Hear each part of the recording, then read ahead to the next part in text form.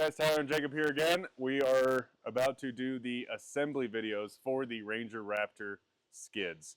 We're going to start all the way at the back, the fuel tank skid right here, and walk you through every step. All right, we're going to try a new approach to how you install things. Jacob, what's the first step?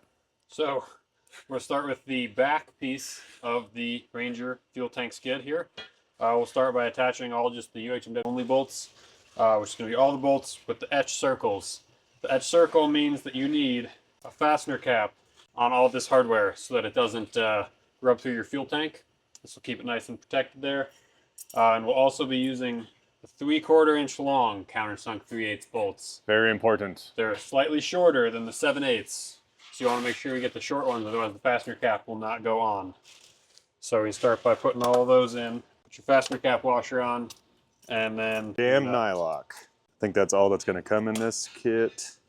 There might be a few regular, but when I say jam nylock, I'm talking about the real skinny 3/8 bolt nut. No, we need is a little stand. We do need. Just hold it up like this height. Damn, I forgot. It's even etched. Oh, I was going to say. Pretty sure I counted. Where's the other nylock though? Maybe I missed one. Or it's in the pile of the other ones. All right, so after you have all of these in place with your fastener cap washers and everything, now we're going to tighten those down. So me and Jacob will do this side by side. Socket would be good. That's pretty good. Nah, I'm good. All right, with all those tightened down, take your little fastener caps and put them on. You should hear a click or two to ensure that it's actually in place. Click. All right, so that is the first step. These little fastener caps are here to save the fuel tank skid and the bolts holding the UHMW and everything on away from the plastic of the tank. So, what's the next bracket? So, next part is we just got to put all these ones around the outside on. So we can start with the one Tyler's got here. So we're going to use the 7/8 inch long bolts, these ones, so that we've got enough thread to get through everything. And we're also going to put fastener caps on all of these because these all also touch the fuel tank. Go near your fuel tank. So I'm just going to do this. Okay.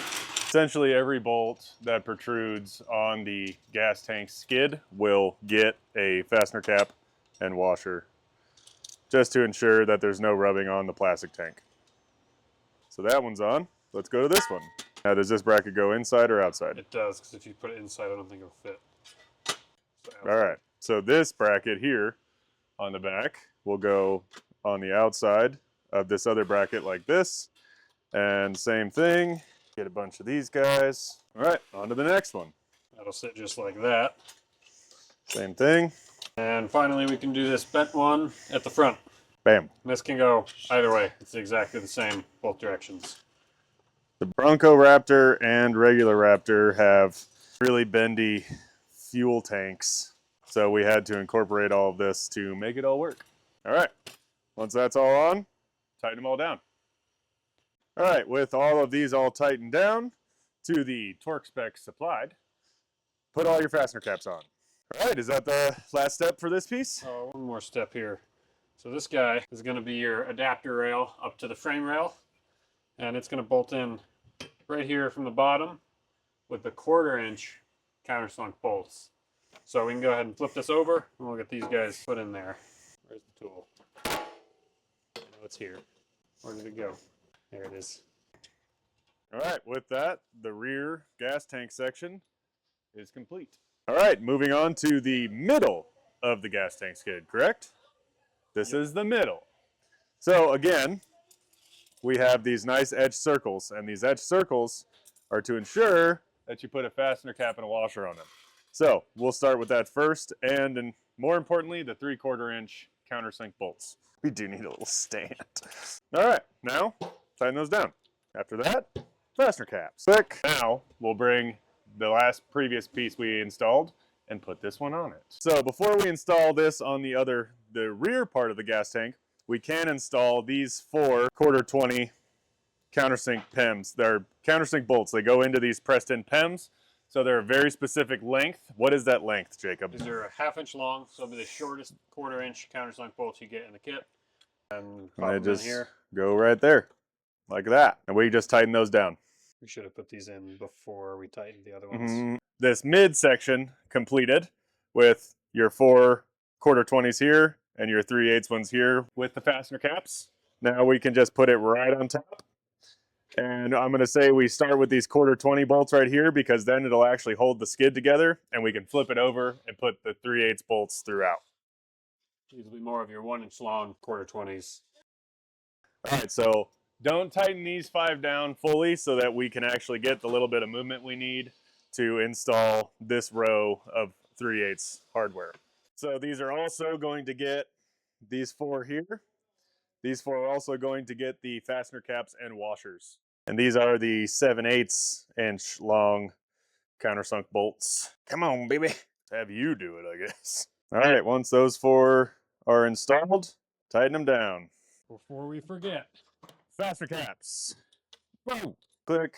Oh, let's play the game. That one's. All right. With all your fastener caps installed, you can flip this baby over, tighten down these 1/4-inch bolts. All right. okay. On to the next skid, which will be the forward section, and that should be the last skid for the gas tank. All right, so this is the most forward piece of the fuel tank skid here. We're going to start, of course, with the etched circles for fastener caps. And we are using 3/4-inch countersunk bolts for this. Before we tighten them down, even, we can do these last 2 up here. So there's a third one. The whole third hole is kind of offset here. We're going to wait because that's going to go through some steel as well. But these 2 that are centered, those we can go ahead and bolt down now. They don't need fastener caps since they're quite a ways in front of the fuel tank. So they'll get the standard 7/8 inch long bolts and watts, not washers. Little stand that brought this to right here. Oh, man. All right. Now we can tighten down. Caps. All right, so next thing, in the back here, we've got 4 1/4-inch holes. Not the 4 along the side, 4 in the back. So those are going to use these relatively short, but slightly longer 5/8 long 1/4-inch bolts and some nylock jam nuts to tighten them up. So this is just UHMW 2 aluminum bolts here. Everything else here will bolt through steel as well. So we can go ahead and tighten these 4 now and then move on. They don't need very much. If you're using an impact, they don't need very much to actually get into the nylock. You don't want to pull any of the bolts through the UHMW. So be cautious of that. There is a torque spec I will add here. Next. So let's do that part next. This part next. So that hole that Jacob was talking about is going to line up with this piece of steel perfectly right here. But I think we're going to flip it over and put the 1/4-inch bolts in first. Sure, why not? Just like that. If you put the 1/4-inch bolts, it just helps hold the steel to the aluminum, makes it a little easier in my opinion. Leave those loose for a minute here. Then we can take 1 7/8 bolt, put it through that hole, flip it, put your washer. Here, we'll just do this. There. With a fastener cap. That spot does need a fastener cap. Now what? So this last hole up here is just a hole. So it's going to get a long 1.25 inch countersunk bolt here. And from the bottom with a washer and a full-size nylock nut. Just like that. Now we can tighten all those ones down. All right. Come on. That's it. This Bent piece. This guy. There's a long side goes on here because there's 5 bolts which will line up with those 5 holes. And those will use more 7/8 countersunk bolts with fastener caps and jam nuts. Remember, teamwork makes the dream work. Come on. All right, install your last couple fastener caps. Let's get it done. No. Do we install it on that one? Or? All right, I think the final step of the gas tank skid is conjoining the 2 rear pieces with the 1 front piece. So you'll see this rail here, and then this bolt is empty because it goes into a weld nut here. So this might be a little fun, but I think we can do it. So we'll start with that. Can you hold itself in place a little bit? Should it actually does. So Looky go there. ahead and start with this guy, which is a 7/8 countersunk bolt into the weld nut here. And then these 3 that are open on my side will need fastener cap washers and fastener caps. So let's see how we want to do this. Maybe if I get one in, might be able to get this one with it this direction. All right.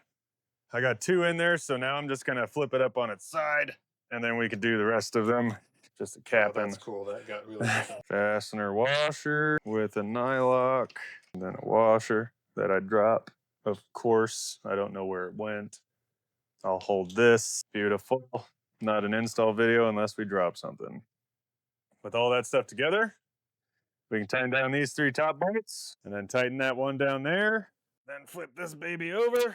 We'll put our last 3 fastener caps on. And now your gas tank skid for your Ranger Raptor is ready to install.